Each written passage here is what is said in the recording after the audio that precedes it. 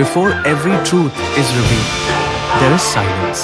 Before every legend steps forward, there is doubt. This is the moment where shadows begin to speak and names start to carry weight.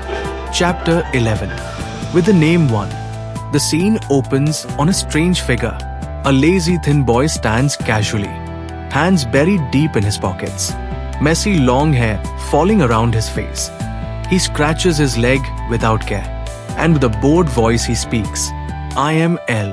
The camera slowly turns toward another man. An older figure stands firm.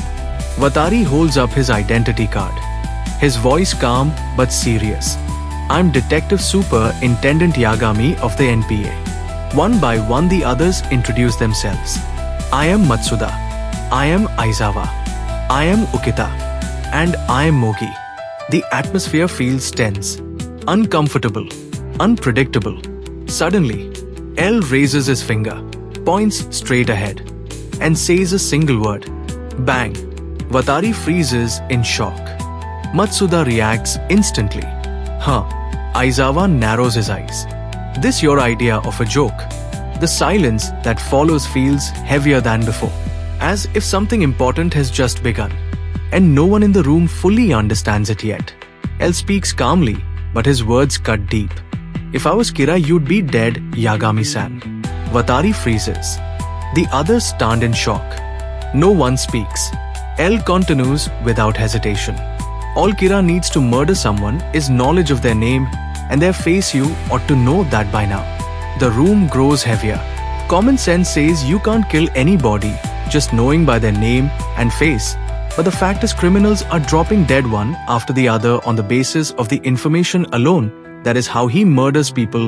We have no choice but to believe it. We're the only ones left who are willing to risk our lives for this. So, let's be careful about telling people our names. Let's value our lives. Doubt spreads across their faces.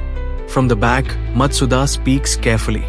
"He needs to know their names. I knew about faces, but did anyone ever mention names?"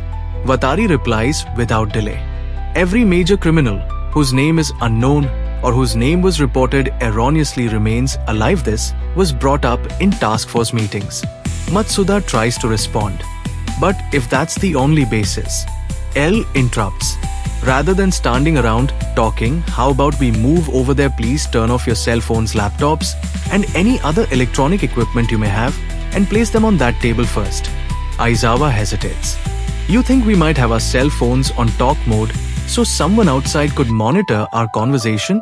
Just do as he says, Aizawa." A thought passes through the room. We all knew he was cautious, but this makes me wonder if he really trusts us or not. L adds quietly, "It's not just can't stand it when someone's cell phone rings while I am talking." L sits on the sofa in his strange posture. "To more things, don't write down anything I says here, just keep it in your heads. And don't call me L anymore, please. Always call me Ryuzaki from now on, both safety's sake. Now all of you please sit down." Suddenly Matsuda speaks up with energy. "I just had an idea. If we know that Kira needs to know people's names and faces, then can't we tell the media to omit those from their crime coverage? That could limit the number of victims." L responds instantly. "If we do that, ordinary peoples will be killed." Ordinary people. Why's that? L answers with a faint smile. "You guessed it, I'm also childish and hate losing.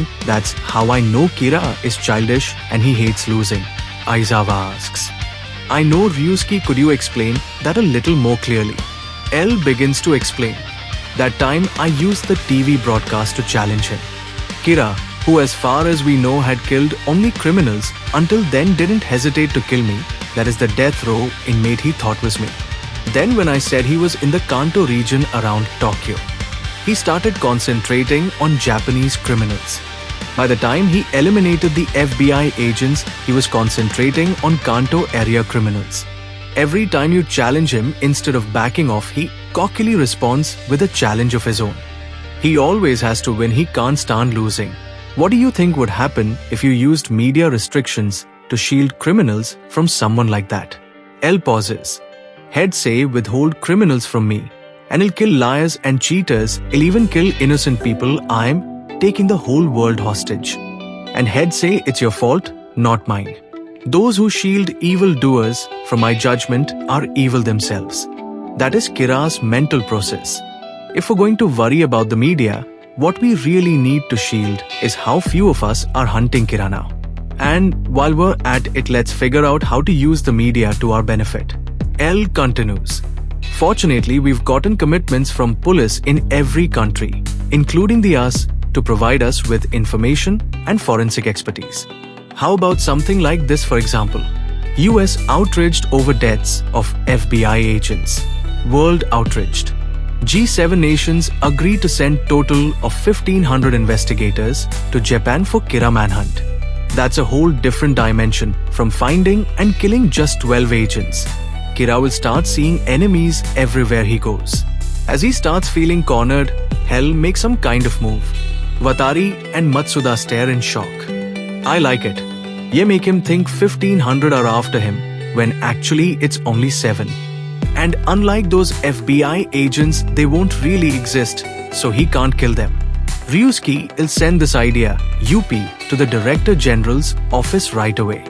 But if Kira feels cornered, WO knows what kind of move he'll make. Aizawa speaks. Like I said, these guys won't exist.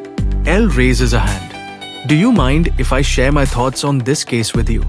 Kira is one person acting alone. He had access to task force information. Aizawa interrupts. But what's your basis for deciding he's acting alone? Watari steps in. Hold on, Aizawa. Let's let Ryuzaki finish. Right, sir. L continues. He needs knowledge of his victim's name and face to commit murder. And he can control the time of death as well as the victim's actions before death to a certain extent.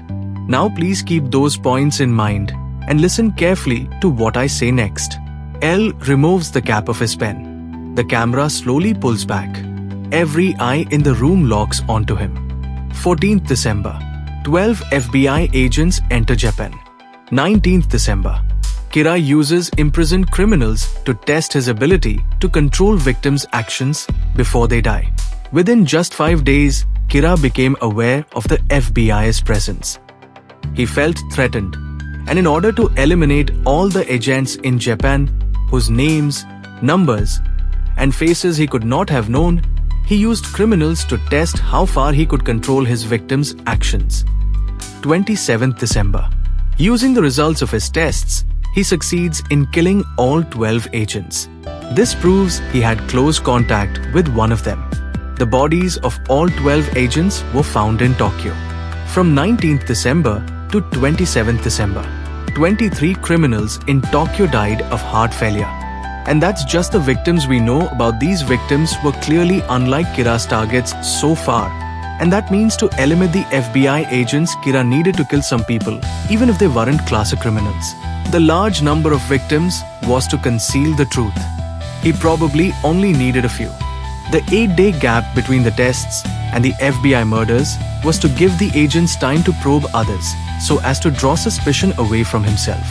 However, we can be sure that during those 5 days, he was among those being probed by the FBI here in Japan. Kira went to quite a lot of trouble to get the names and photos of all 12 agents. To send that file to all the agents, he first needed to get it to one of them. The FBI has sent me computer records showing the order in which the agents received the file. I have those here as well as other data. But they can't leave this room. That's great. If we know this much, we can get him, even with just 7 of US. First, we look for contact between those 3 heart attack victims and the FBI agents. Right, let's form 2 teams. One traces the agents' movements. The other traces the victims. Right, let's form 2 teams. So, any questions? There aren't many people. WHO had access to task force information and were being probed by the FBI in the first 5 days. Aizawa speaks softly. You are right. I have a question for you, Ryuzaki. Earlier, you said you hate losing. By showing your face to US, aren't you admitting that Kira defeated you? L answers. Yes. Showing myself and the loss of those FBI agents' lives means I lost, but I'll win in the end. Like yourselves, This is the first time I've staked my life on a contest. Let's show him that the good guys always win. The room fills with resolve. After a second, everyone was ready and starts to say that's right. Let's show him. The good guys are going to win. Yeah, let's get him Ryuzaki. L nods. Great, so first to be sure that none of you is Kira ID, like to speak to each of you alone. The hunt tightens. Ryuzaki is right. If Kira was in the task force to start with, IT stands to reason he'd remain in it now. And if he remained, he's seen Ryuzaki's face.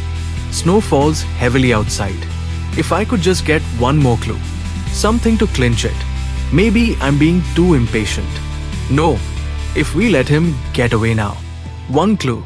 Snow falls and a house lights are on and from. Inside room. Light thinks silently. Ryuk watches from behind. That I sent the death note. Studying for that entrance exam. Way too late to study for that now. Light's thoughts echo. If I messed UP even one time. Just one clue. The camera shifts. A woman's legs walk forward. Rai said he was going to Shinjuku that day. 4 people died of heart attacks around Shinjuku station. It was no coincidence. Kira doesn't need to use a heart attack to murder people, I know that for a fact. The bus jacking. She steps into the National Police Agency. And as the doors is about close behind her, the truth draws closer. 2 minds. One game. And only one of them can win.